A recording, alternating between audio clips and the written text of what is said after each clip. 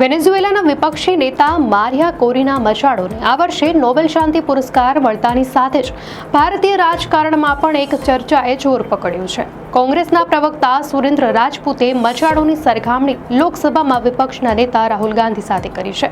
Surendra રાજપૂતે x પર મચાડો અને રાહુલ ગાંધીની તસવીર શેર કરીને સંકેત આપ્યો કે જે રીતે મચાડોને તેમના દેશમાં લોકશાહી અધિકારો માટે સંઘર્ષ કરવા બદલ સન્માન મળ્યું છે, તે જ રીતે રાહુલ ગાંધી પણ ભારતમાં બંધારણ બચાવવાની લડાઈનું નેતૃત્વ કરી રહ્યા છે.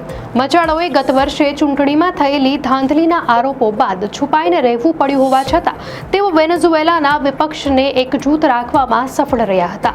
બીજી તરફ ભારતમાં કોંગ્રેસનું કહેવું છે કે રાહુલ ગાંધી વર્તમાન એનડીએ સરકાર સામે સંઘર્ષ કરી રહ્યા છે અને તેમણે વોટ ચોરી, ઈવીએમ હેકિંગ અને પછાત વર્ગોના અનામતને ખતમ કરવાના કથિત ષડયંત્ર જેવા મુદ્દાઓ ઉઠાવ્યા છે.